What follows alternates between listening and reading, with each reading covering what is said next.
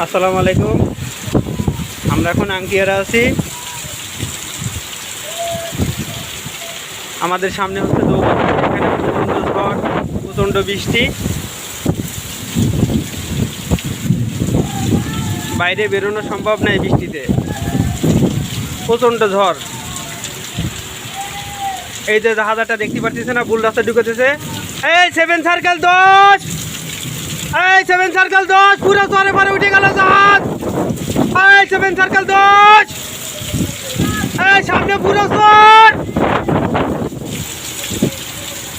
7 circle 10 একদম পুরো চরে পরে উঠে গেছে।